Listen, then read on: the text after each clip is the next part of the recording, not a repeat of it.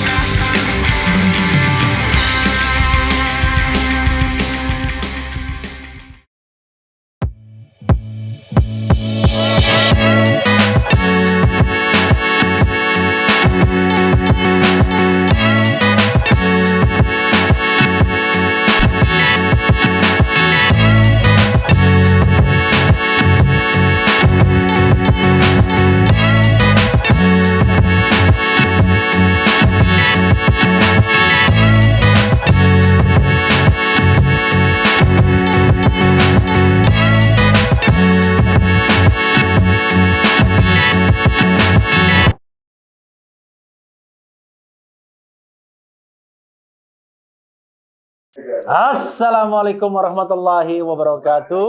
Waalaikumsalam warahmatullahi Sobat wabarakatuh. era sekalian, jumpa lagi kita di channel yang keren ini. Keren cadas. Keren, cadas.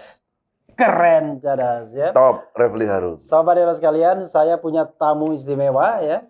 Kalau ngomong tidak pernah lemah, selalu kenceng. Insya Allah. Profesor Dr. Egy Sujana. Assalamualaikum warahmatullahi wabarakatuh, Bang. Waalaikumsalam. Jadi kalaupun abang sudah profesor, tetap kita panggil abang. Abang, kalau perlu nggak disebut-sebut gelarnya. Nenek lampir aja pakai profesor. Soalnya kemarin ada pejabat publik baru mendapatkan gelar profesor juga.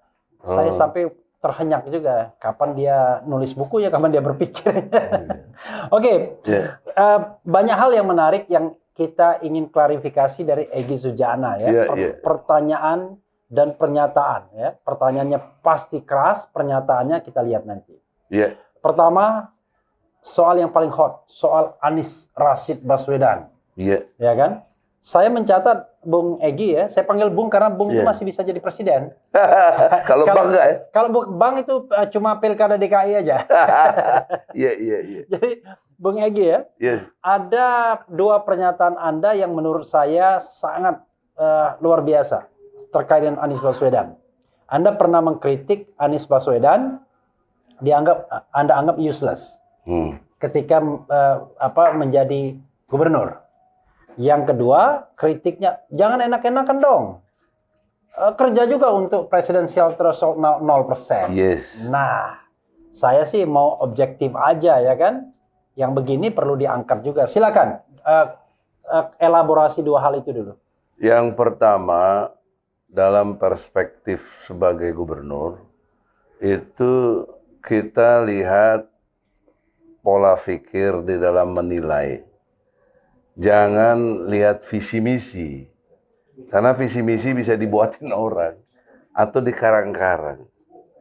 Jangan dilihat statement-statement sesaatnya. Karena itu bisa dipoles-poles juga. Apa yang harus dilihat? Kinerja. Outputnya, kebijakan-kebijakan apa yang telah diambil. Secara personal, Anies Baswedan adik saya. Ya. Saya kagum, saya senang. Kalau dibandingin capres-capres lain, Anies the best. Jadi itu objektivitas saya. Biar objektif, capres lain itu siapa? Sebutkan. Ya antara lain kan Ganjar, kemudian Puan, Prabowo. Siapa lagi lah yang mau disebut capres lah itu? Oke ya, 3. Erlangga. Atau siapa, gitu. Karena ada juga yang canggih yang mungkin nggak jadi capres. Rizal Ramli kan canggih dia. Ya, iya. Kan? Dia tidak masuk bandingan. Oke. Makanya harus harus jelas. Harus dilimitasi. Dilimitasi. Itu yang tadi saya sebut. Iya. Anies the best, insya Allah. Iya. Namun penilaian objektif the bestnya dia kan tidak harus mengurangi kita dalam menilai objektivitas lainnya, yaitu kebijakannya. Nah, apa kebijakan yang dimaksud? Ada yang bernuansa perda, ada yang bernuansa pergub. Nah, soal perda misalnya, saya belum melihat secara exactly mengenai yang berkait dengan nilai-nilai Islam yang menjadi concern kita bersama, apalagi saya pernah merasa mengkadernya di HMI, itu tujuan HMI kan mulia sekali, terbinanya insan akademis, pencipta pengabdi yang bernafaskan Islam, dan bertanggung jawab terwujudnya masyarakat adil makmur yang diridhoi Allah Subhanahu wa ta'ala. Pertanyaan seriusnya, sejak tahun 47 HMI berdiri hingga hari ini kan sudah 70 tahunan juga itu. Ya. Saya tidak melihat ada sosok baik individu yang bisa dibanggakan maupun komunitas masyarakat yang Allah redho gitu. Karena banyaknya dari kader HMI yang korupsi aja banyak. Ya, yang membuat hal-hal yang tidak baik buat bangsa banyak ya. Nah, saya berharap lewat Anies Baswedan itu the best. Sesuai dengan saya menyatakan dia the best. Harusnya the best di kebijakannya. Misalnya perda yang betul-betul membawa aspirasi kesadaran umat Islam ini meningkat. Sebelum gubernur dia menteri pendidikan. Saya tidak melihat bagaimana upaya Anies menangani sekularisme. SD, SMP, SMA, universitas itu di bawah Kementerian Pendidikan Nasional, Mendiknas. Sebelah sini Ibtidaiyah, Sanawiyah, Aliyah, IAIN, sekarang UIN, Departemen Agama. Ini dua hal yang terpisah sebagai satu pengelolaan departemental yang sangat fundamental untuk Indonesia ini, pendidikan dan agama. Tidak ada saya lihat ada upaya yang serius, misalnya penyatuan kurikulum misalnya. Tidak ada. Dan bahkan sekarang pelajaran agama dihilangkan. Nah, ini kan nggak bisa dilihat serta-merta bukan saya yang tanggung jawab, tapi harus ada ex officio dia sebagai dulu kementerian bagaimana. Jadi itu yang saya maksud dalam dataran kebijakan antara lain. Nah, kalau dalam konteks sekarang dia punya spesialisasi gubernur, ada nilai yang disebut pergub, peraturan gubernur. Sama kalau presiden itu perpu lah kurang lebih. Dia punya ansih kesendiriannya itu bisa keluarkan pergub. Misalnya melarang miras di Jakarta. Ini kan tidak bisa, sahamnya aja ribut apa segala macam tak bisa diatasi.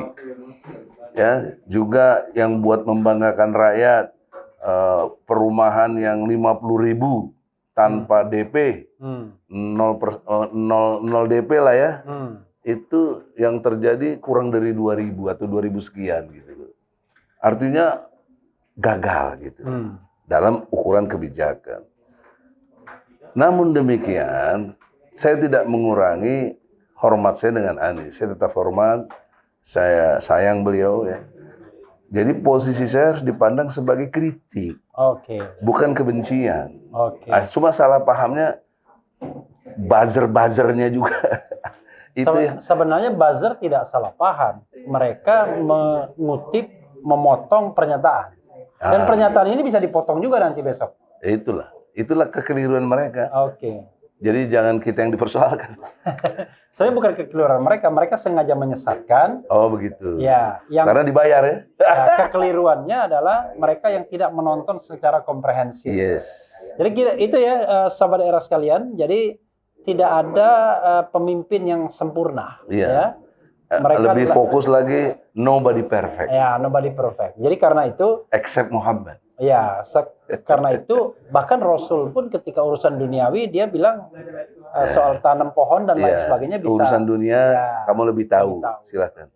Nah, itu satu sisi ya. Jadi walaupun Bang Egy atau Bung Egy mengatakan dia capres terbaik dalam kriteria nama-nama tadi individualnya. Individual tadi, tapi bukan berarti kita tidak bisa mengkritik kebijakan yang sudah ditinggalkannya ketika menjadi gubernur DKI. Itu satu. Nah, yang kedua, soal presidensial 0% ini, threshold.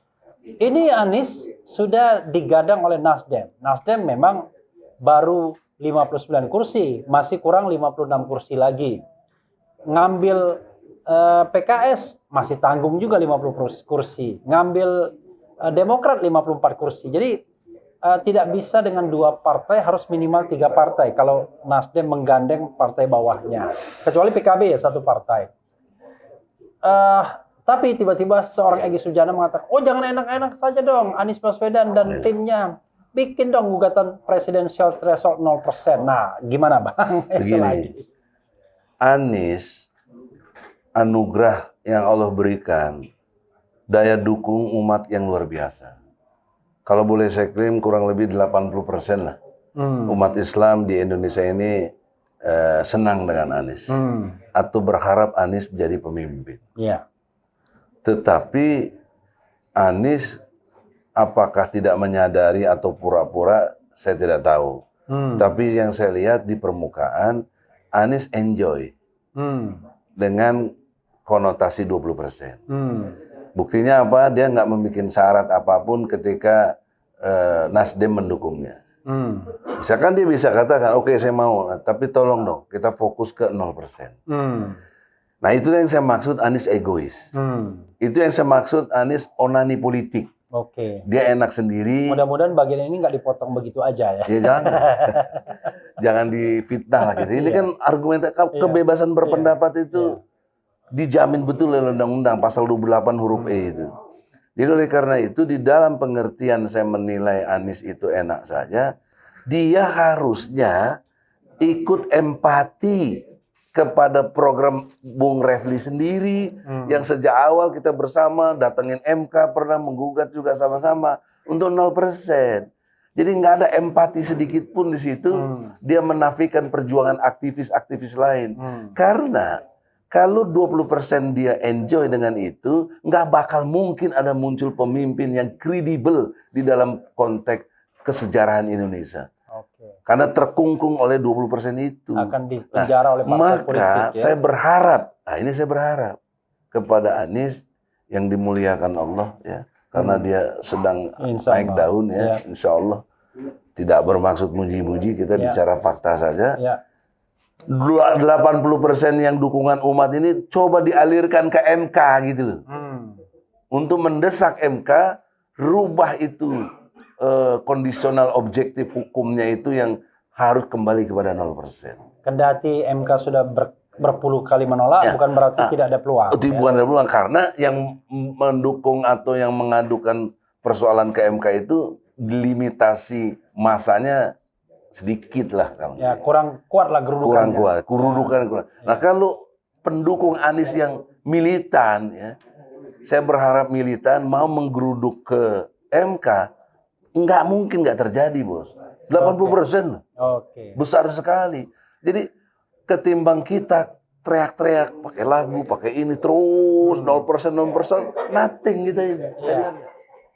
Saya lebih lihat peluang itu bisa dicapai oleh pendukungnya Anies. Cuma Oke. Anies mau nggak? Nah kalau Anies mau, saya akan bikin gerakan sahabat Anies. Oke, luar Gitu deh. biasa. Sahabat Anies 0%. 0%. Oke. Jangan 20%. Oke, jadi itu sobat era sekalian ya, dua klarifikasi dari Bung Egy Sujana soal Anies Baswedan. Ya.